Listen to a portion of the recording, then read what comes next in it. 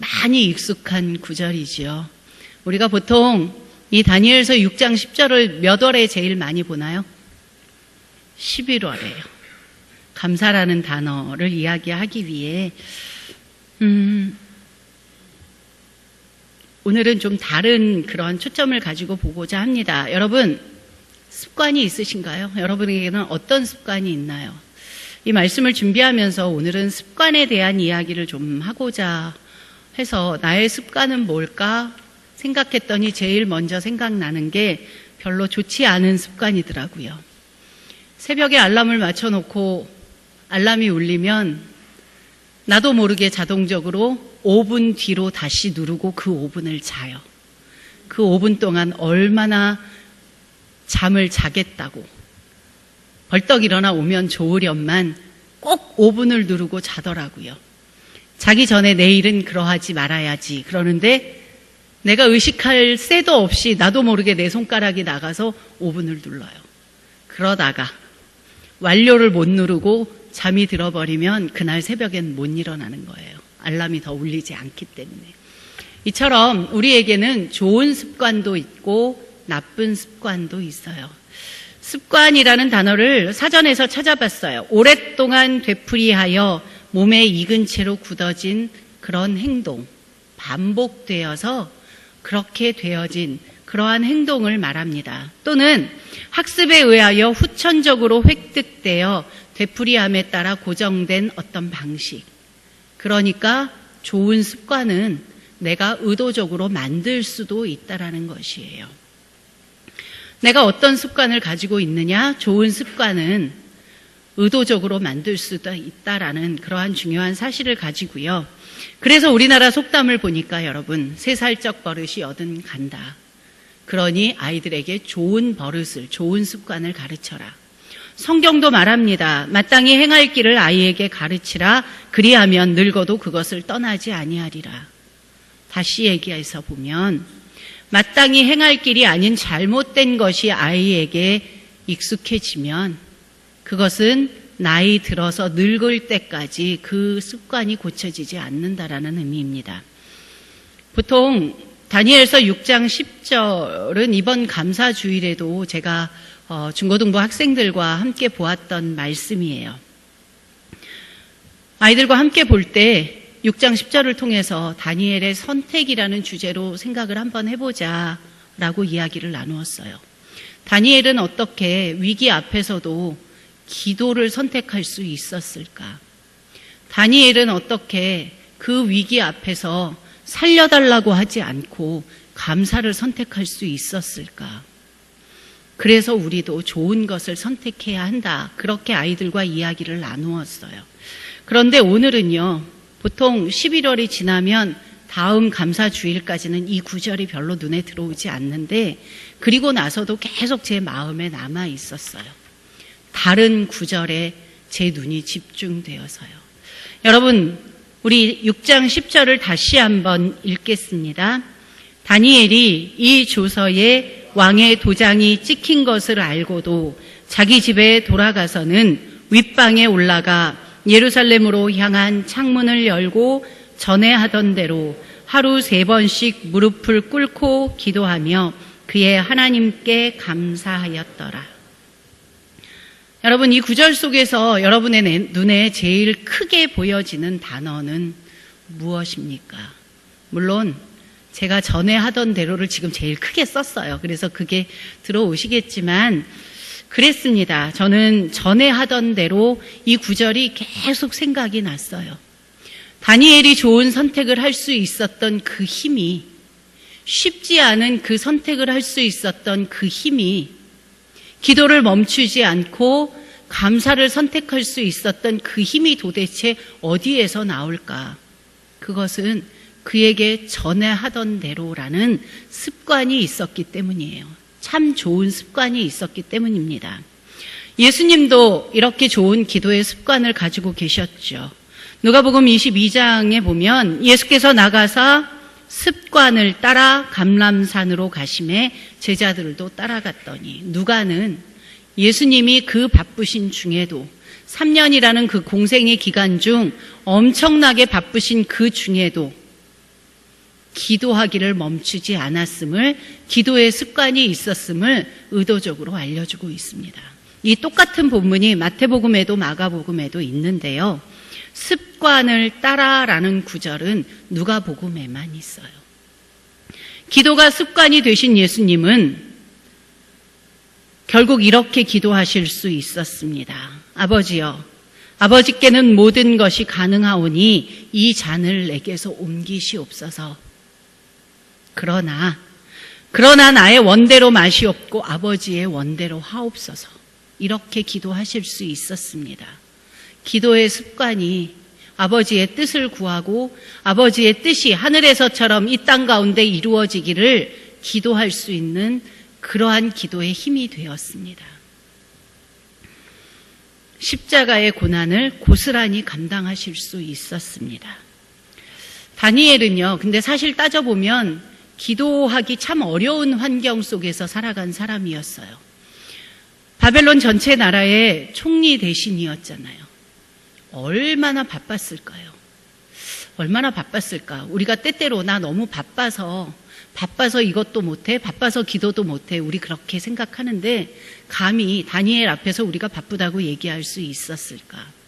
또 그가 활동했던 바벨론 왕국은 우상이 가득한 곳이에요.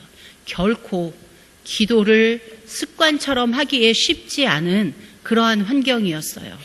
그럼에도 불구하고 그는 매일매일 하루 3번씩 무릎을 꿇고 기도했다라고 성경은 우리에게 알려줍니다. 그런 기도 습관, 그 좋은 기도 습관을 가진 다니엘이 결국 그 기도 습관 때문에 어떤 사람이 되었는지 우리가 3가지 부분만 찾아볼 텐데요. 첫 번째는 그 기도 습관이 다니엘을 어려움이 와도 요동하지 않는 사람으로 만들었습니다. 어려움이 와도 흔들리지 않는 사람.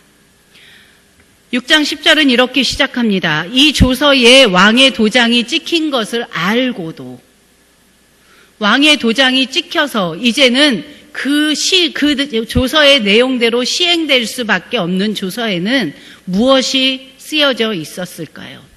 조서의 내용은 앞으로 1달 동안 왕 외에 어떤 신이나 사람에게 무엇을 구하면, 기도하면 사자굴에 던져 넣어 죽일 것이다 라는 거예요.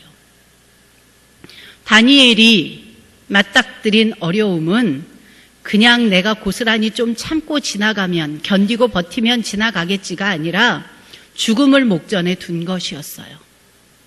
그런데 알고도 그는 전에 하던 대로, 전에 행하던 대로 무릎을 꿇고 기도를 했대요. 다니엘은 어려움이 와도 결코 요만큼도 흔들리지 않는 사람이 되었습니다. 그 힘은 그가 가진, 어려서부터 평생 동안 매일매일 하루에 3번씩 기도했던 그 기도의 습관 때문이었습니다. 우리는 어떠한지요?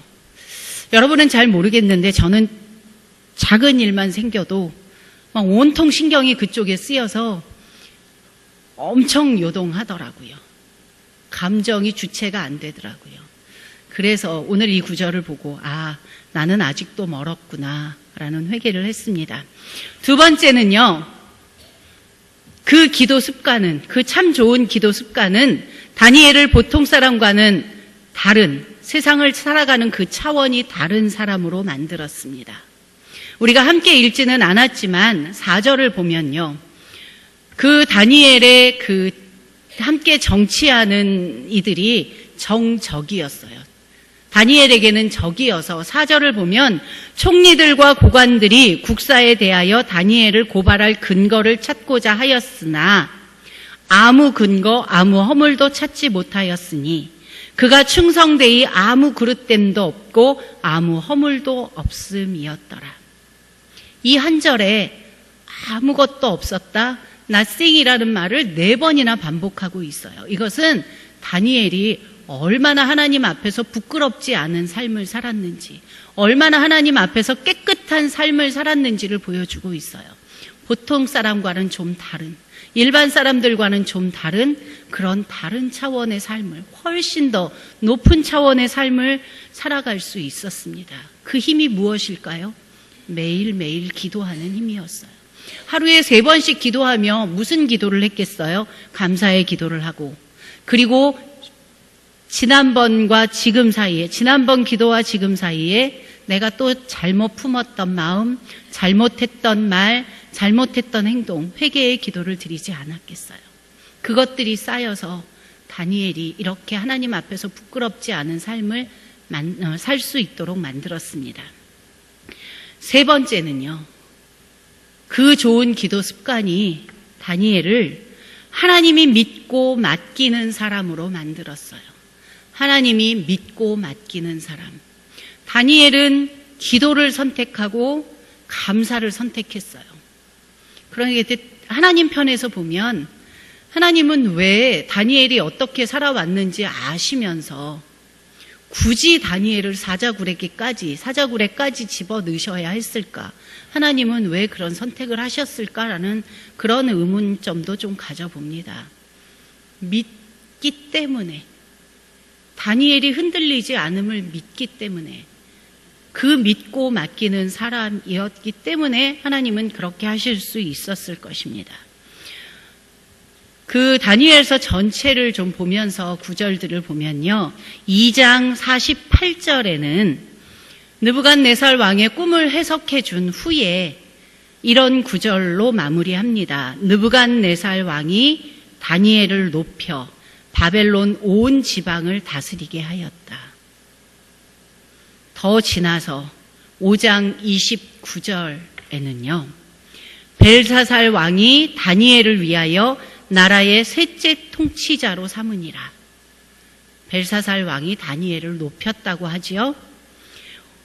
오늘 살펴본 6장 10절을 지나 6장 28절을 보면 다니엘이 다리오 왕의 시대와 바사 사람 고레스 왕의 시대에 형통하였더라. 의도적인 구절들입니다. 지금 성경은 우리에게 무언가 이야기해주고 있어요. 하나님은 이스라엘에게 계속 심판을 말씀하시면서 우리가 이사야서를 살피고 예레미야서를 살피고 그러면서 너희가 너무너무 잘못했기 때문에 나는 너희에게 벌을 내린다. 너희는 바벨론의 포로로 잡혀가는 거야. 그게 내 뜻에 순종하는 거야. 그러나 그것이 끝이 아니라 70년의 기간이고 그 70년의 기간 동안 나는 너희들을 고칠 것이고 너희들은 다시 돌아올 거야. 회복될 거야 라고 하나님 말씀하세요. 그러면서 한 가지 약속을 하십니다. 내가 너희를 떠나지 않을 거야. 그 70년 남의 나라에서 고생하고 죽을 것 같은 인생이지만 나는 그래도 너희를 버리지 않고 다시 돌아올 때까지 함께 할 거야. 오늘 다니엘을 통해 하나님께서 그 약속을 이루어 가고 계신 것이에요. 바벨론 느부갓네살 왕 때에 이스라엘 백성들은 나라가 멸망하고 바벨론의 포로로 잡혀갑니다. 벨사살 왕을 거쳐 다리오 왕을 거쳐 고레스 왕이 왕으로 즉위하였을 때 고레스 왕 원년에 너희 이스라엘 백성들은 다 너희의 나라로 돌아가도 좋다라는 포로 귀한 칙령을 내립니다. 결국 하나님께서 다니엘을 통해 하시고자 하셨던 것은, 믿고 맡기셨던 것은 이런 위기들을 통해 너 믿음 좋구나, 내가 너를 높여줄게, 너에게 많은 재물을 줄게, 너 잘 먹고 잘 살게 해줄게 라는 것을 떠나서 이스라엘 전체 백성을 향한 그 하나님의 약속의 성취를 다니엘을 통해 보여주는 거예요. 포로로 잡혀갔지만 우리가 지금 포로의 신세이지만 우리나라 중에 한 사람이, 우리나라 백성 중에 한 사람이, 우리나라 민족 중에 한 사람이 높은 자리에 있다는 것은 그들에게 정말 위로가 되고 힘이 되는 그러한 상황이에요. 하나님께서 다니엘을 믿고 맡기셨습니다. 약속하신 대로 70년 내내 이스라엘 백성들을 지켜주시기 위해서 다니엘을 총리 삼으시고 다니엘을 흔들리지 않게 하시고 그리고 다니엘이 기도의 사람이 되어져 갈 수 있도록 인도해 주셨습니다. 말씀을 정리하겠습니다. 여러분, 전에 하던 대로 여러분과 저는 전에 하던 대로 무엇을 하고 계십니까? 나도 모르게 손이 먼저 나아가 전에 하던 대로 하는 것들은 나의 습관은 무엇인지요? 여러분이 가지고 계신 습관은 좋은 것입니까? 나쁜 것입니까? 기도의 습관을 가지고 계시면 좋겠습니다.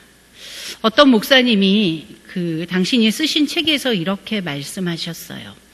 기도는 좋든 싫든 하루에 한 번은 규칙적으로 꾸준히 작심하고 끈덕지게 드려야 한다.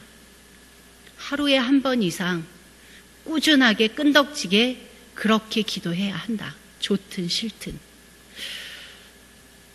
우리는 하루에 한 번은 규칙적으로 꾸준히 작심하고 끈덕지게 기도하고 있습니까? 오늘도 너무 바빠서 이거저거 하다 보니까 깜빡 잊어버렸다. 기도 못했네? 이러지 아니하기를 원합니다. 예수님보다 바벨론의 총리였던 다니엘보다 우리가 더 바쁘지는 않을 거예요. 기도가 습관이 되게 하여서 다니엘처럼 어려움이 와도 결코 흔들리지 않는, 요동하지 않는 사람, 그리고 세상 사람과는 차원이 다르게 구별되게 살아가는 거룩한 사람, 그리고 하나님께서 믿고 맡길 수 있는 그러한 사람이 되었으면 좋겠습니다. 저와 여러분이 그러한 기도의 사람이 되기를 간절히 원합니다. 우리 같이 기도하겠습니다. 여러분의 습관을 놓고 기도합니다. 나의 습관은 무엇인가?